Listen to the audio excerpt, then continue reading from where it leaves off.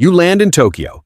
You pull a $100 bill out of your pocket and you walk away with exactly 15,000 yen. You feel like a millionaire. Next stop, London. Again, the same $100. You get back 79 pounds. Wait a minute. Did you just lose money? Same banknote, same you. But somehow, in one country, you're eating dinner like a king, while in the other, you can only afford 2 sandwiches. Why does the same piece of paper take on a different power at every border? Why is $1 equal to 150 Japanese yen, but only 0.92 euro? Who decided this? Is someone sitting in a room just making these numbers up? No, nobody is sitting in a room drawing straws to set exchange rates. The answer is much more interesting, and once you understand it, you will never look at money the same way again. Let's break it down. First, let's get one thing straight. Money is not real. I mean, it's physically there. You can hold it.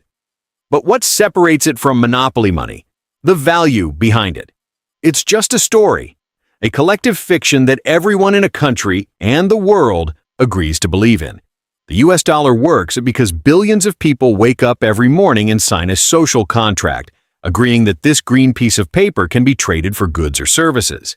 But here's the thing, not every story is equally convincing.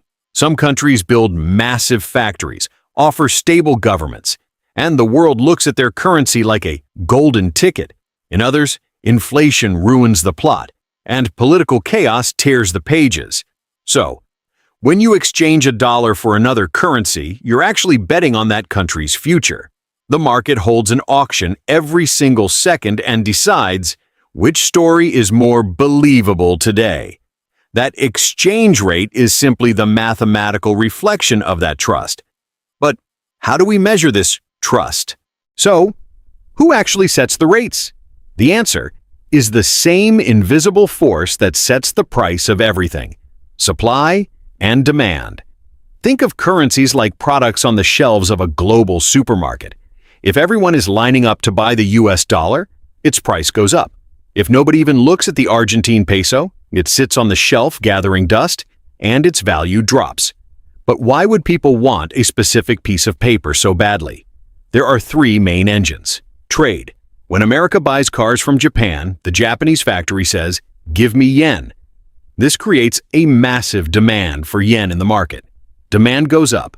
The yen gets stronger. Investment. If a country's stock market or interest rates are booming, investors flock there. But to get through that door, you need that country's currency. It's like buying an entry ticket. The more people want the ticket, the higher the price. Safety. When the world gets scary, wars, crises, pandemics, everyone runs to the harbor. The US dollar is the safe room in a storm because the world believes that no matter what, America pays its debts. This means rates are not a coincidence. They are the instant scoreboard for trade, investment, and most importantly, fear and trust. This is where it gets really interesting. Every country holds a powerful weapon, a lever that can make a currency stronger or weaker almost overnight. Interest rates. Think of interest rates as a magnet. When the Federal Reserve, the Fed, raises rates, the strength of that magnet increases. Suddenly, putting your money in a US bank account becomes much more profitable. Big investors, funds, and billionaires around the world ask one question: why would I keep my money where it earns 1% when America is giving 3.75%?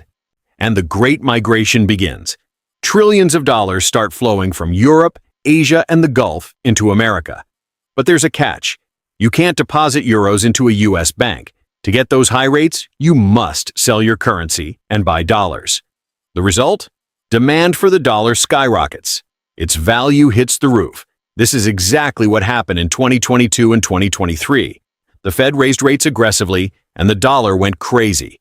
The euro fell below $1 for the first time in 20 years. The yen hit a 30-year low. The pound collapsed, all because of the pull of that massive magnet. Now, look at the other side of the coin.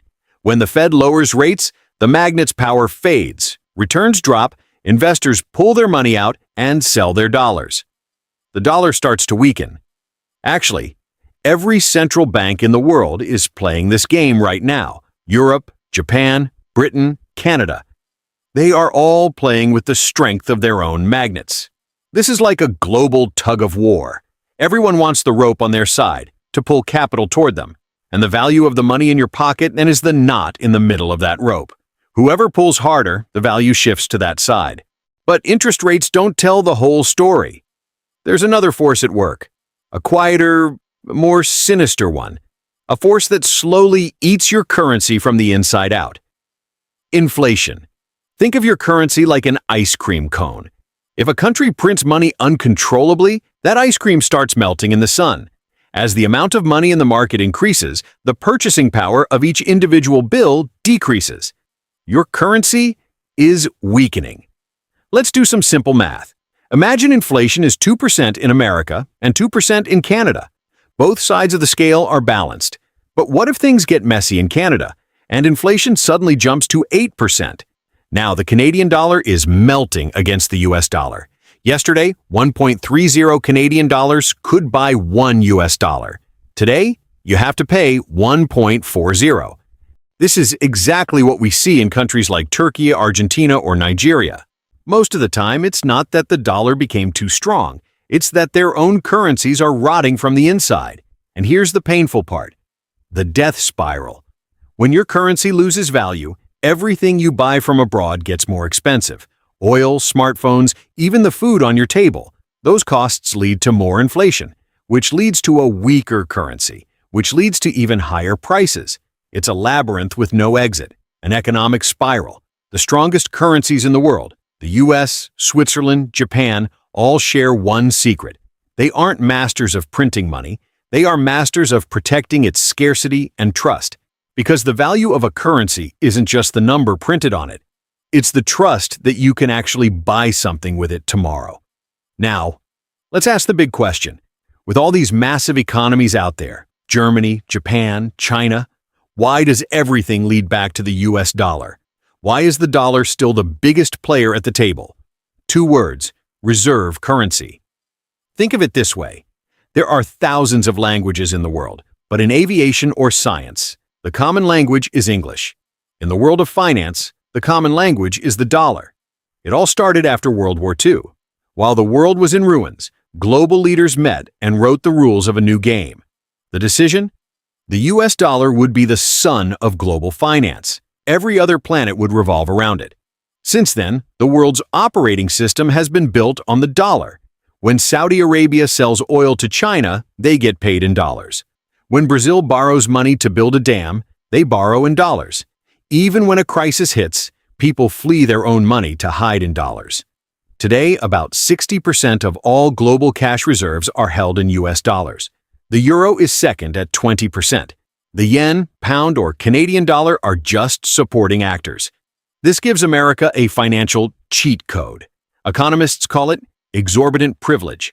America can do something no other country can. They can print money without causing an immediate storm, and they can borrow much cheaper than the rest of the world. Because the world continues to need those green pieces of paper. Will it stay this way forever? Of course not. China is pushing its own currency, the yuan. Europe is trying to make the euro more dominant. The throne might be shaking. But for now, the king of the global economy still sits in the White House.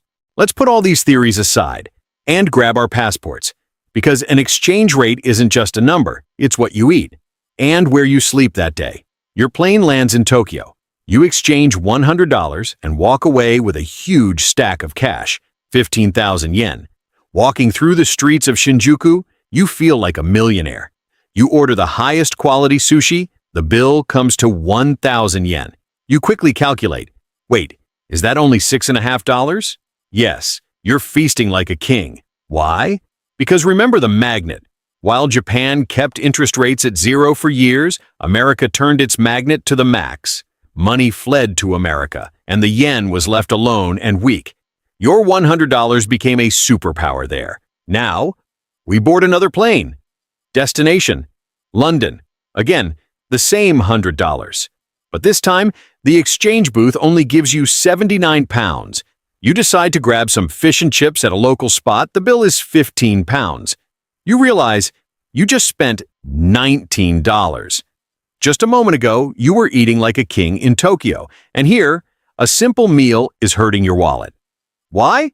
Because the British pound has been one of the most dignified currencies for centuries.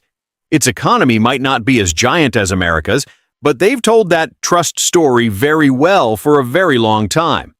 When you cross the border into Canada, you get that relative feeling. Your $100 becomes 136 Canadian dollars. Things feel a bit cheaper, but there's no dramatic difference. Why? Because these two economies are tied together by invisible ropes. Similar rates, similar problems. The two currencies are essentially dancing together. But do you know what the most emotional and real part of this is? Imagine working abroad and sending money to your family in a country with a weak currency. Your ordinary $500 here turns into a fortune on the other side of that border. It's a sibling's tuition, a mother's surgery, or a family's groceries for an entire year. That is the true power of exchange rates. The same piece of paper, but a completely different life story depending on where it lands. So, at the end of this journey, what do we have? Why do some papers have more value than others? As you've seen, it's not a coincidence, and it's not just luck. It's a massive dance of supply and demand, interest magnets, inflation monsters, and most importantly, global trust. The formula is simple. Economies that keep inflation low, attract investors with interest, and convince the world they are stable. They get strong currencies.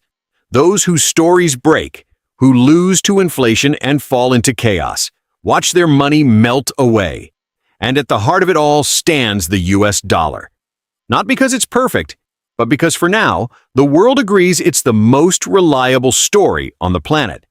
But why does this matter to you? Because exchange rates aren't just for economists in suits. They affect the price of the phone in your pocket, the cost of your next vacation, the gas in your car, and the value of your dreams for the future. Every morning, the world wakes up to a new rate. Central banks make their moves, markets whisper, and the global money game is played every single second. Now, you know the rules. Take care of yourself, stay curious, and I'll see you in the next video.